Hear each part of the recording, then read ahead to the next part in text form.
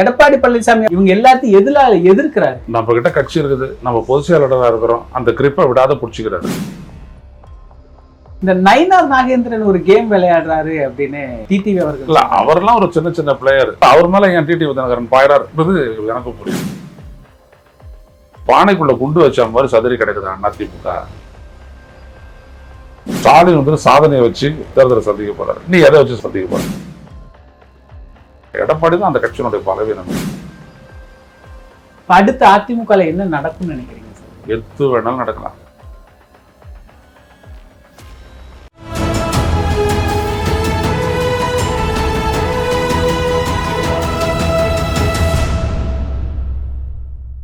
தமிழ் நிறம் நேயர்களுக்கு வணக்கம். இன்று நம்மிடையே மூத்த பத்திரிகையாளர் திரு ஐயநாதன் அவர்கள் இணைந்துள்ளார். சார் வணக்கம் சார்.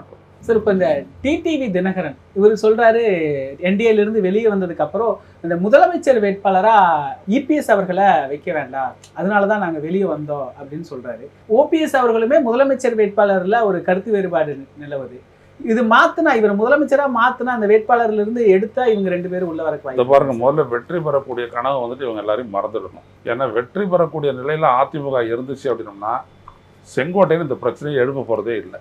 அப்ப எல்லாத்துக்குமே தெரியும் அதிமுக வெற்றி பெறாதுன்றது இப்ப அமித்ஷாவுக்கு தெரியும். அப்படின்னா மத்தவங்களுக்கு எல்லாம் தெரியும் தானே அர்த்தம். எப்படி சார் மக்கள் இடத்துல செல்வாக்கு இருக்கு, ஓட்டு சதவீதம் மக்கள் மத்தியில செல்வாக்கு இருக்குதுன்னா எங்க இருக்குது? 43, 20%, 18% ஓட்டு எல்லாம் வாங்கிருக்காங்க. 18%, 11%, 18 அவர் சேர்த்து இவங்களெல்லாம் கூட்டணி பாட்டாளி மக்கள் கட்சியெல்லாம் சேர்த்து சொல்லிட்டாரு அமித்ஷா.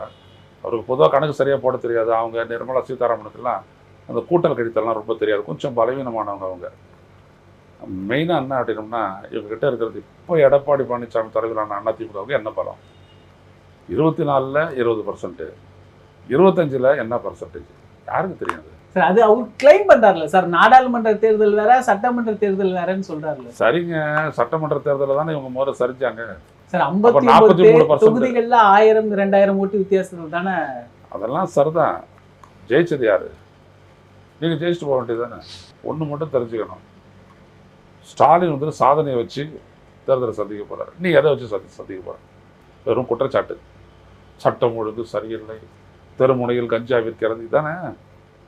இதை தவிர உங்களுக்கு ஏதாவது இருக்கு அதிமுகவுக்கு, பாஜகவுக்கு? மக்கள் வந்துட்டு தாங்கள் அடைஞ்ச பயனுக்கு ஓட்டு போடுவாங்களா, இல்லை இவர் பேசுற அரசியலுக்கு ஓட்டு போடுவாங்களா? உங்க வீட்டில் இருக்கிற மனைவியை கேட்டு பாருங்க. ஏன் அவங்களாம் இந்த ஃப்ரீ பஸ்லாம் கொடுத்துருக்குறாரு, ஃப்ரீ பஸ் எல்லாம் கொடுத்துருக்குறாரு, ஏதோ பஸ்ஸே எழுதி வச்ச மாதிரி பேசிடுவாங்க. அதனால் மக்களுடைய மனநிலை அப்படி அந்த அளவுக்கு காய வச்சுருப்பாங்க ஜனநாயகத்தில், பொருளாதார ரீதியாக. எனவே அந்த பெனிஃபிட் தான். எங்க 300 ரூபா கொடுத்து ஓட்டு வாங்கினீங்களே, ஒரு மாதம் 1000 ரூபா கொடுக்குறாரு. ஸ்கூல்லேருந்து படித்து முடிச்சுட்டு காலேஜுக்கு போகிற பிள்ளைங்களுக்கு மாதம் 1000 ரூபா கொடுக்குறாரு. காலங்காத்தால சாப்பாடு போடுறாரு. இதுக்கு ஓட்டு விடுமா? உங்களுக்கு ஓட்டு விடுமா? எடப்பாடி பழனிசாமி அதிகபட்சம் அவர்கிட்ட இருக்கிற பணத்தை வச்சுட்டு கூட்டம் கூட்டி பெருசாக பேசலாம், இல்லை அந்த ஆம்புலன்ஸ் எல்லாம் தாக்கலாம். இதை தாண்டி அவரால் வேறு எதுவும் பண்ணணும். எடப்பாடி பழனிசாமி இல்லாத அதிமுக வலுவா இருக்குன்னு நினைக்கிறீங்க? எடப்பாடி பழனிசாமி தான் அதனுடைய பலவீனம்ன்றேன். அதை தான் இவரே சொல்றாரு. அதெல்லாம் உண்மைதான். எடப்பாடி தான் அந்த கட்சியினுடைய பலவீனமே. இப்போ இந்த ஒருங்கிணைப்பு குரல் எடுக்கிறவங்க எல்லாருமே இப்போ அப்படியே ரொம்ப சன்னமாயிடுச்சு சார். இவருடைய இந்த நடவடிக்கையினாலயா, இல்ல இவர் தான் உன்னை அப்படிங்கிற நிலைமைக்கு வந்துட்டாங்களா? கட்சி பலவீனமா இருக்குது. அவங்க அதையே பேசிட்டு இருக்கிறதுல என்ன இருக்குது? அவங்க அடுத்த ஆப்ஷனுக்கு போயிடுறாங்க. ஓபிஎஸ்ஓ, டிடிவியோ. அடுத்த ஆப்ஷன் யாரு? இருக்கவே இருக்காரு விஜய். ஒன்றுமில்லாத விஜய் அவங்க பலப்படுத்தி, அப்புறம் இந்த ஒரு இதில் வந்துட்டு பலூனாக சொருவிக்கிட்டு ஃபுல்லாக காற்று அடிச்சுக்கிட்டு அப்படியே மிதப்பார்ல வேக்கு, அப்படி விஜய் ஆக்கிட்டு அதை தூக்கிட்டு பார்த்தியா அப்படி சொல்லிட்டு போகிறாங்க. எல்லாம் திருவிழா காட்சி தான் வரக்கூடிய 26 தேர்தல். சார், விஜய் இருக்கட்டும், இந்த பக்கம் ஓபிஎஸ், சசிகலா, டிடிவி தினகரன், இப்போ செங்கோட்டையன் இணைஞ்சிருக்கிறாரு.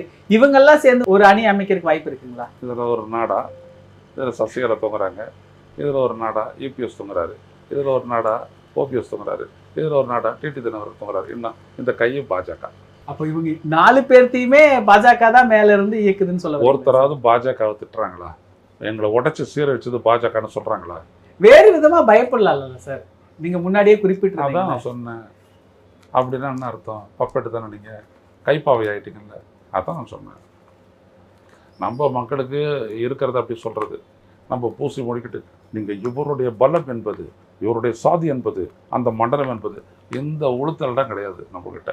நான் இவ்வளோ தான் இவங்க அப்படின்றத நான் சொல்கிறேன். ஆனால் ஓபிஎஸ் எதிர்த்து பேசினார்ல சார், அறிக்கையெல்லாம் விட்டார்ல. யாருக்கு எதிராக? பாஜகவுக்கு எதிராக. அதெல்லாம் முன்னாடி இப்போ ஏப்ரல் 22க்கு அப்புறம் ஒரு புது அவதாரம் எடுத்திருக்காங்கல்ல, அதுக்கப்புறம் சொல்லு சார். என்டிஏல இருந்து விலகுனதுக்கு அப்புறம் ஒரு அறிக்கை விட்டாரு. இன்னைக்கு இன்னைய நிலையில் இந்தியா முழுவதும் பேசப்படக்கூடிய வாக்கு திருட்டை பற்றியோ இல்லை பீகாரில் நடந்த அந்த சிறப்பு தீவிர வாக்காளர் பட்டியல் திருத்தம் அப்படின்றத பற்றியோ இந்த நீங்கள் சொல்லக்கூடிய தலைவர்கள் என்ன பேசுனாங்க சொல்லுங்க.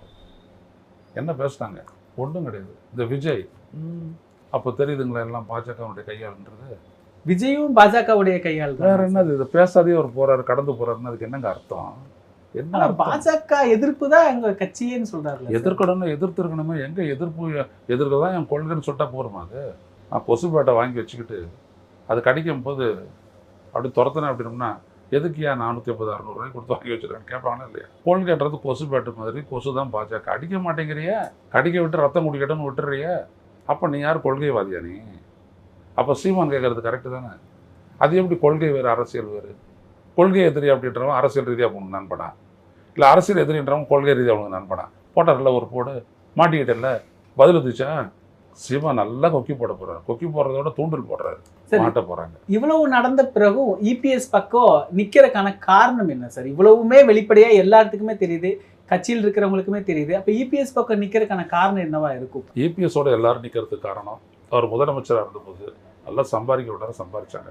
கட்சியை பொறுத்த வரைக்கும் ஒருத்தருடைய தலைமையில் எல்லாரும் திரளுவோன்னு திரண்டு இருக்காங்க. அது இபிஎஸ். புரியுதுங்களா? மாற்றி மற்றவரோடையும் திரண்டு இருக்கக்கூடிய 2 கூட்டம் தான். ஒன்று ஓபிஎஸ், இன்னொன்று டிடிவி தினகரன்.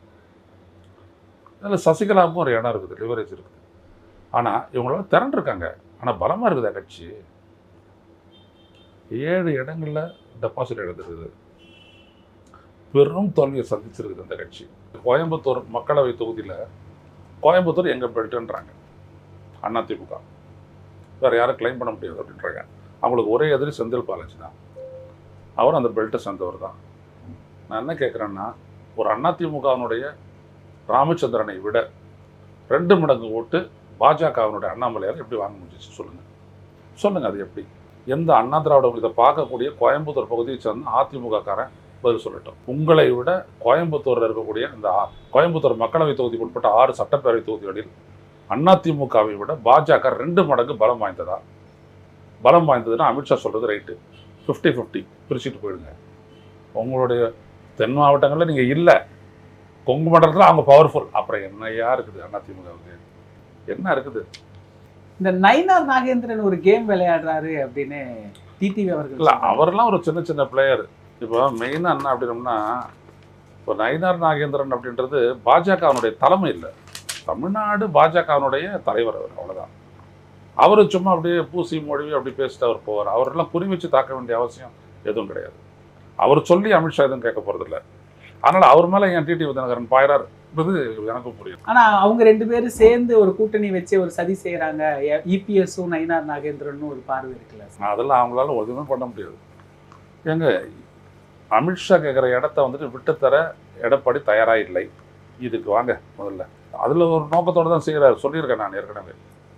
பிஜேபியாக அறுத்துக்கிட்டு போட்டோம், நான் விஜயோட சேர்ந்துக்கிறேன்றது தான். இன்னும் அந்த நோக்கம் இருக்குதா சார்? அதெல்லாம் 2 பேர்கிட்டே அந்த நோக்கம் அப்படியே இருக்குது, பளிச்சுன்னு இருக்குது. ஏன்னா தனியாக நின்னா தேர மாட்டோம் அப்படின்றது விஜய்க்கு தெரியும். விஜய் இல்லாத நம்ம வந்துட்டு ஒரு கணிசமான வாக்குகள் பெறமாட்டோம் அப்படின்றது இவருக்கும் தெரியும். அதனால் 2 பேருமே வந்துட்டு அப்படியே போகிறாங்க. இந்த ஓபிஎஸ் அவர்கள் இல்லை, டிடிவி அவர்கள் இல்லை, சசிகலா அவர்களும் இல்லை, இப்போ செங்கோட்டையன் பிரச்சனை, இதெல்லாமே இப்போ இல்லாம ஒரு கட்சியா இருக்கு. இந்த நிலையில அதிமுக பாஜக கூட்டணி வெற்றி பெறுமா சார்? ஏன்னா நீங்க வெற்றி பெறாதுன்னு சொல்றீங்க, ஆனா அவருடைய பிரச்சாரம் இப்படிதானே இருக்கு. நீங்க பிரச்சாரத்தெல்லாம் வச்சுக்கிட்டு மக்களை ஏமாறுவாங்க, அப்படியே வந்து சேர்ந்துருவாங்க கூட்டம். நான்லாம் ரொம்ப நல்லா அப்சர்வ் பண்றவங்க, மற்றவங்க மாதிரிலாம் கிடையாது. நல்லா அப்சர்வ் பண்ணுவேன். அதனால நான் பார்த்துருக்குறேன் எங்கேருந்து இந்த கூட்டம் வந்துச்சு. ஒரு விபத்து ஒன்று ஆச்சு கிருஷ்ணகிரி போயிருந்த போது. யார்? எடப்பாடி பழனிசாமி கிருஷ்ணகிரி போயிருந்த போது அவருடைய கூட்டத்தில் கலந்துக்கிட்டு திரும்பின ஒரு ஜீப்பு மோதிடுச்சு. 50 பேர் இருந்தாங்க. அதில் விபத்துக்குள்ளாகி பலரும் காயமுட்டுறாங்க. யார் அவங்களாம்?